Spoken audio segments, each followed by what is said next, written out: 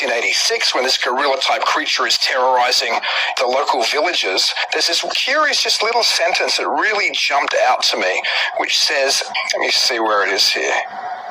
Here it is. Henry Sanford, a farmer, told a grocery crowd at Stony Brook the other night that the gorilla had stood in the middle of the road and refused to allow him to pass. The animal, he said, slapped its chest violently, producing a sound like a blow on a hollow log. And as soon as I read that, I thought of all the wood-knocking type stories we have today associated with Bigfoot or Sasquatch, and how some people have actually suggested that maybe it isn't the creature knocking on something, maybe it's some other sound that it makes internally. And just that hollow log little sentence there jumped out at me. Was that something you thought of as well when you collected that story? Yeah, when it comes to a lot of the Bigfoot stories in the book, it was interesting to see, because you're going through all these historical accounts and you're reading them and you're thinking, from today's standpoint, you're like, oh yeah, I've heard of this before. I've read about encounters. I've talked to people who've described this exact same thing, and then you have to put yourself in the mindset of someone who was coming across this back in the day, over 100 years ago, and they're probably thinking, that's the most outrageous thing I've ever heard. This has to be fake. But then it's like, as the years go by, it's like, okay, maybe this wasn't fake, because people are still describing the exact same thing. And yeah, it does get you thinking, because you hear about all this stuff, all these hunters and researchers who say, oh yeah, it's more than likely they're hitting trees or they're making this call with their mouth. But it's like, you don't think that could be different until you come across an old story like this, which completely changes your way of thinking. Like, oh, wait a minute, that would make sense if something has a large chest and it's powerful enough. Just the beating on the chest could sound like a piece of wood knocking against another one. Okay, now let's apply that way of thinking to other reports. It's like, do they link up? Have we just, come across something that no one really put any thought into or really gave any credence to? It just helps open that door to, maybe we've been looking at it the wrong way, and maybe this could be that piece that truly unlocks something to solving these things if they do exist. Okay, so we know in the past that we've been talking about the wood knocking, okay? And it's incredible to me to think that this noise is actually coming from them by just banging on their chest and not wood knocking. Now, we know that in my opinion, these are interdimensional creatures, okay? That these are left over from the flood, and I do believe that these are descendants of Esau, okay, the red hair, and the red-haired giants. We know about those, Steve Quayle. We know about the Kandahar giant that they're saying was a Bigfoot or a Nephilim. But all these creatures do seem to have red hair. I'm not saying in any way that Bigfoot is part of the fallen angels, but I do believe that they're interdimensional creatures left over from the flood. And I think they all escaped, including some of the angels, the fallen angels, through an interdimensional place like Jacob's Ladder, a portal somewhere on Earth where they knew that they could go through the dimension into another dimension. So we're not going to get into too much of that. I just wanted to share with you that I finally found the Army Corps of Engineers.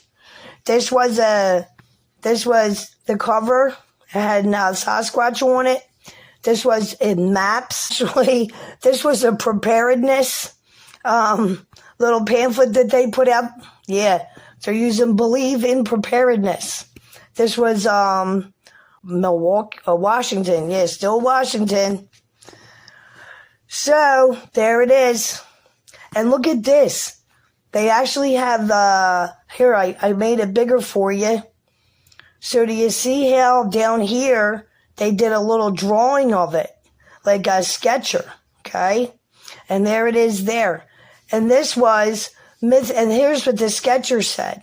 mythical creatures shouldn't be mentioned in the atlas, but they are mentioned in the atlas.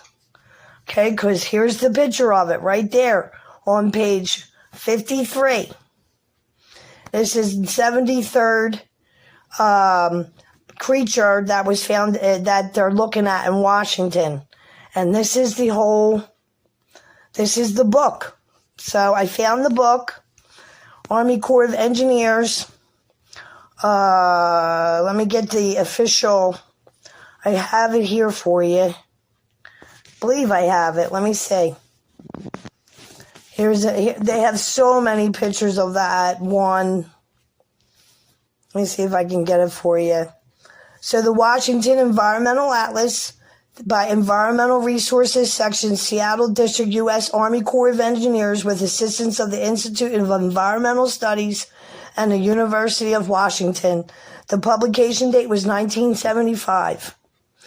The Army Corps of Engineers, Seattle District Environmental Resource Section, and this is who put out it.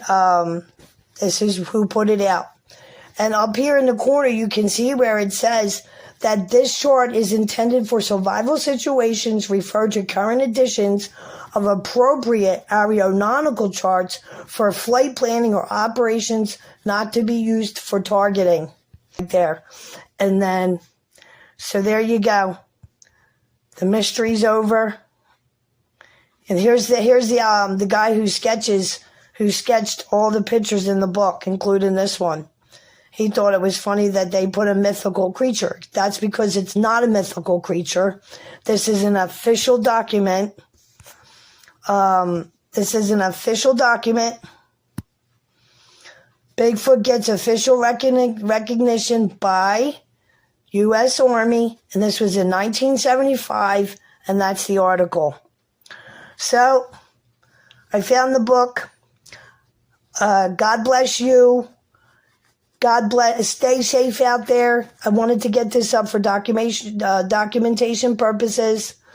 That I cannot believe I finally found the atlas in Washington for the Army Corps of Engineers. Finally found it, dated back to 1975. It was unclassified, and we got it. And if you guys haven't seen this before, I hope this is new information for you. But they're getting ready to tear the veil, and we may be seeing these creatures. So, God bless you. Stay safe. Listen, learn. I hope you can discern this information, or just don't. So, God bless you. Have a great day. There we have it. Let's get closer.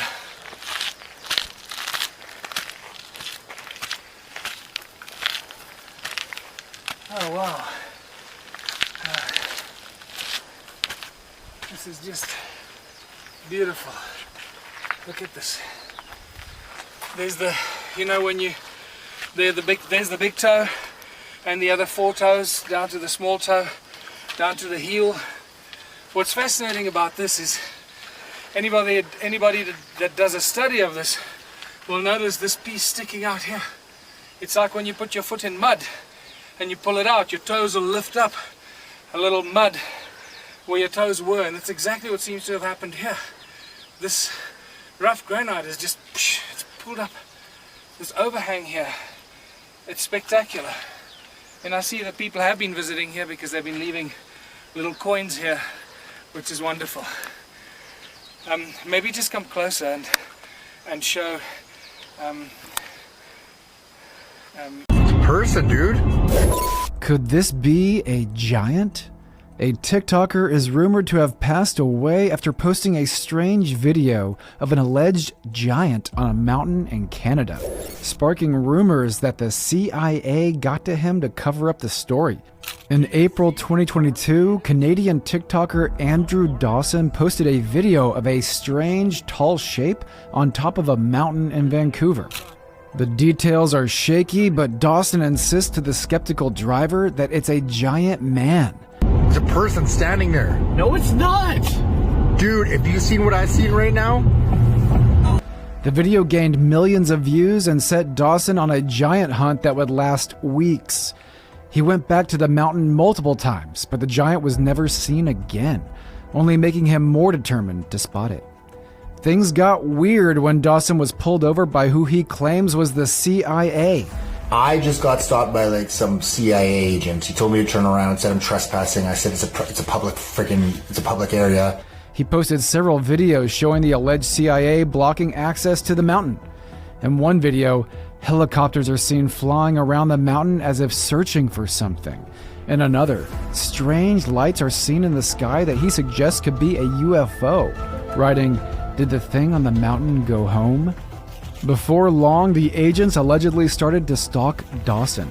He posted a video of a black car parked outside his home. When he goes out to confront the driver speeds away. In early May, Dawson posted a strange video in which he confesses that the giant sighting was fake. Sorry to disappoint you guys, but all the videos that I posted were scripted. They were just fake. They were just strictly for entertainment. Throughout the video, his eyes dart off camera as if being instructed by someone. 10 days later, he backpedaled on the claim in a distressing video, saying, You might not see me post ever again. My videos weren't fake. Dawson posted his final video on May 17th, showing footage of the same mountain, now with a huge new building on top of it. Bottle rocket shooting teenagers report Class A encounter with a Bigfoot in the Wisconsin wilderness. It's quite another thing for a former Marine to submit a story of a run-in with a restricted military training area. The Bigfoot Field Research Organization received one such report a couple of weeks ago from a now former Marine in regard to an incident they say took place on one summer on Marine Corps Base Quantico in Virginia. It says, quote, I spoke with this former Marine, Andrew Bird, at length. He is credible, and he was not the only one who observed this figure at night. 2 other Marines were with him and saw the same thing. Meaning, who owns your mind? This companion essay, inspired by the work of Bruno Latour, offers a sliding scale of techno-humanity as a framework for the legal and policy discussion of what it means to be a human in an age where bodies are things connected to the internet. All right.